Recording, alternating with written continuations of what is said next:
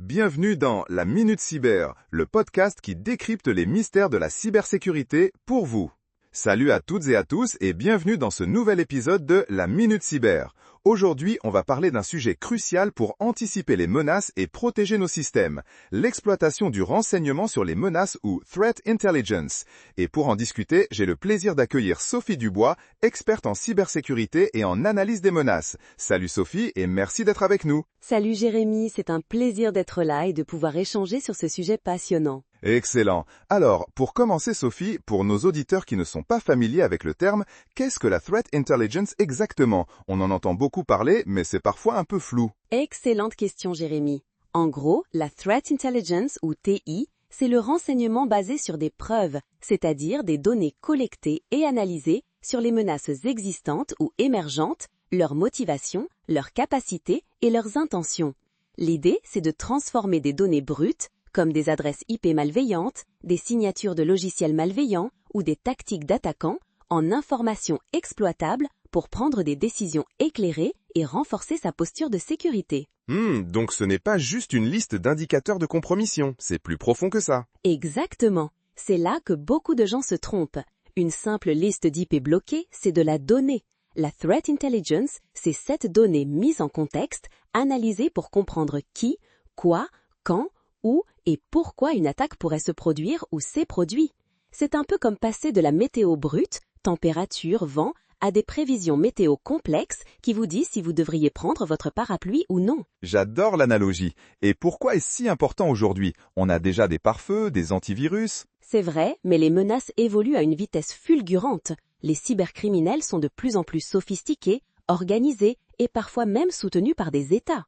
Sans Threat Intelligence, vous êtes en mode réactif. Vous attendez que l'attaque arrive pour la gérer. Avec la TI, vous pouvez être proactif, anticiper les mouvements des attaquants et renforcer vos défenses avant qu'ils frappent. C'est un avantage stratégique énorme. D'accord, la proactivité, c'est la clé. Y a-t-il différents types de Threat Intelligence? Parce que je suppose qu'on ne parle pas de la même chose si on est un analyste SOC ou un CISO. Absolument, c'est une excellente distinction. On peut en effet catégoriser la Threat Intelligence en plusieurs niveaux selon son public et son niveau de détail. On a la Threat Intelligence stratégique, la tactique, l'opérationnelle et la technique. Ça fait beaucoup de mots compliqués. Peux-tu nous les démystifier un peu? Bien sûr. Commençons par la Threat Intelligence stratégique.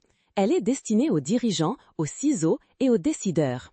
Elle répond à des questions de haut niveau comme quels sont les risques majeurs pour mon secteur d'activité dans les 6 à 12 prochains mois ou quels sont les acteurs de la menace qui ciblent les entreprises comme la nôtre. Elle est axée sur les tendances générales, les motivations géopolitiques ou économiques et les capacités des groupes d'attaquants. C'est l'intelligence qui aide à définir la feuille de route de la sécurité. D'accord, donc pour les grands patrons, en quelque sorte. Exactement. Ensuite, on a la Threat Intelligence tactique. Elle est plus technique et s'adresse aux équipes de sécurité opérationnelle. Elle fournit des informations sur les tactiques, techniques et procédures, les fameux TTP, que les attaquants sont susceptibles d'utiliser. Par exemple, quels types de spear phishing sont en vogue, quelles vulnérabilités sont activement exploitées, ou quels sont les outils que les menaces persistantes avancées, APT, utilisent. L'objectif est d'aider à améliorer les défenses et les détections. Donc ça aide les équipes à savoir comment les méchants agissent sur le terrain. C'est ça. Puis vient la Threat Intelligence opérationnelle. Elle est encore plus spécifique et vise à donner une compréhension approfondie d'une campagne d'attaque en cours ou imminente. Par exemple, les détails d'une attaque de ransomware qui cible spécifiquement votre industrie, les infrastructures de commandement et de contrôle utilisées par un groupe spécifique ou les profils des victimes. Elle aide les équipes d'intervention à comprendre l'adversaire et à se préparer. C'est très orienté événement. Ah, donc ça c'est quand on est vraiment dans l'action. Tout à fait. Et enfin, la Threat Intelligence technique. C'est le niveau le plus granulaire. Elle fournit des indicateurs de compromission IOC très spécifiques et techniques comme des adresses IP malveillantes, des noms de domaine, des hachages de fichiers malveillants, des règles Yara ou Snort. C'est ce qui est directement utilisable par les outils de sécurité comme les SIEM, les EDR, pour bloquer et détecter des menaces spécifiques. C'est le quoi technique. Donc on a la vision globale, les tactiques, les campagnes et les détails techniques. C'est très clair. Mais d'où viennent toutes ces informations? Comment on les collecte? Excellente question Jérémy, parce que la qualité de la Threat Intelligence dépend énormément de ses sources. On peut les diviser en plusieurs catégories. On a les sources Open Source Intelligence, OSIN, c'est tout ce qui est publiquement disponible. Blogs de cybersécurité, rapports d'organisations comme le CISA, forums spécialisés, flux Twitter d'experts ou même des dépôts GitHub. C'est une mine d'or, mais ça demande du tri. Donc on doit faire le ménage pour trouver la bonne information. Exactement. Il y a beaucoup de bruit. Ensuite, on a les sources commerciales. Ce sont des fournisseurs spécialisés en Threat Intelligence qui vendent des flux de données et des rapports très détaillés, souvent corrélés et contextualisés. Des acteurs comme Recorded Future, Mandiant, CrowdStrike ou GroupEB pour n'en citer que quelques-uns. Ils investissent énormément dans la recherche et l'analyse. Donc on achète de l'intelligence pré-mâchée en quelque sorte. Oui, avec une plus grande fiabilité et une profondeur d'analyse. On a aussi les sources issues du partage d'informations via des ISAC, Information Sharing and Analysis Centers, ou des communautés sectorielles. C'est extrêmement précieux car on bénéficie des expériences d'autres organisations confrontées aux mêmes menaces. Le fameux « union fait la force » en action. Précisément. Et enfin, on a l'intelligence interne, qui est souvent sous-estimée. Ce sont les données issues de vos propres systèmes de sécurité, journaux de pare-feu, détection EDR, logs de vos serveurs, rapports d'incidents passés, informations de votre équipe de réponse aux incidents. Votre propre environnement est une source de threat intelligence unique et précieuse. Ah, on a de l'or sous le nez sans le savoir. Et comment on traite tout ça? Parce que ça doit faire un volume de données monstrueux. C'est là que l'analyse entre en jeu. La collecte, c'est la première étape. L'analyse, c'est l'art de transformer le bruit en signal. Il faut corréler les informations, les contextualiser.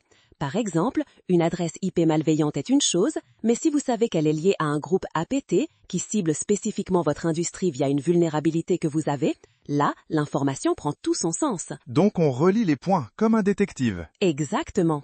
Il faut identifier les tendances, les patterns, les TTP. Prioriser aussi, car toutes les menaces n'ont pas le même impact ou la même probabilité. On peut utiliser des cadres comme le Mitra AttackTac pour mapper les techniques d'attaquants et comprendre comment ils opèrent. C'est un outil formidable pour structurer l'analyse. Le Mitra AttackTac, un incontournable. Maintenant, le cœur du sujet. Comment on utilise concrètement cette Threat Intelligence? Quels sont les cas d'usage? C'est la question à 1 million. La Threat Intelligence, bien utilisée, est un véritable levier de défense. Le premier cas d'usage, c'est la défense proactive et la prévention. En connaissant les TTP des attaquants, vous pouvez renforcer vos systèmes avant même l'attaque.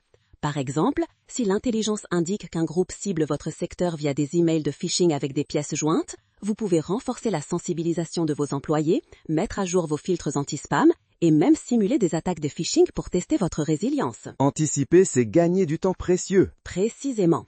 Deuxième cas, l'amélioration de la détection et de la réponse aux incidents. En intégrant des IOC et des TTP à vos outils de sécurité, SIEM, EDR, IDS, IPS, vous pouvez détecter plus rapidement les activités malveillantes. Et quand un incident survient, la Threat Intelligence permet de comprendre qui est derrière l'attaque, quelles sont ses motivations, comment il a opéré, et ainsi accélérer la réponse et la rémédiation.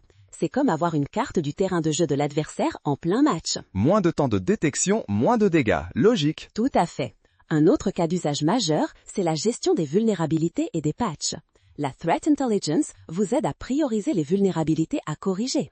Au lieu de patcher tout et n'importe quoi, vous vous concentrez sur celles qui sont activement exploitées par des groupes qui pourraient vous cibler. C'est une approche basée sur le risque réel plutôt que sur une simple criticité technique. Donc on ne court pas après tous les lièvres, on vise les plus dangereux. Exactement. Optimisation des ressources. On a aussi l'évaluation des risques. La Threat Intelligence nourrit l'analyse de risque en fournissant des informations concrètes sur la probabilité et l'impact de certaines menaces. Cela permet de prendre des décisions plus éclairées sur les investissements en sécurité et la protection des actifs critiques. Ça donne du poids aux arguments des équipes de sécurité auprès du management. Oui, ça transforme la sécurité d'un coût en un investissement stratégique. Et bien sûr, pour les Security Operations Centers, la Threat Intelligence est le carburant de leurs analystes. Elle les aide à trier les alertes, à réduire les faux positifs et à investiguer plus efficacement. Un bon analyste SOC sans Threat Intelligence, c'est comme un chef cuisinier sans ingrédients de qualité. Sophie, vous avez une analogie pour chaque situation, c'est fantastique. Et c'est pour rendre le sujet plus digeste.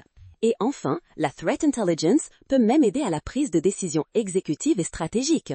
Les dirigeants peuvent utiliser ces informations pour évaluer l'appétence au risque de l'organisation, planifier des fusions ou acquisitions en toute connaissance des risques cyber, ou même orienter le développement de nouveaux produits et services en intégrant la sécurité dès la conception. Waouh, donc ça va bien au-delà de la simple protection technique, ça devient un outil d'aide à la décision métier. Complètement. Mais attention Jérémy, il y a aussi des défis dans l'exploitation de la Threat Intelligence. Ah, les écueils, racontez-nous. Le premier, c'est le volume et le bruit. Il y a une quantité astronomique de données de renseignement.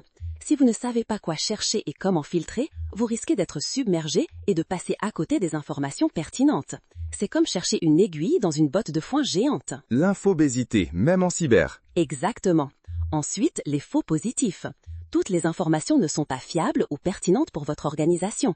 Si vous agissez sur chaque alerte, vous épuisez vos équipes et gaspillez des ressources. Il faut une bonne analyse et une bonne contextualisation pour éviter cela. Donc la pertinence avant tout. Oui, et l'intégration. Comment faire en sorte que cette intelligence circule entre vos différents outils, SIEM,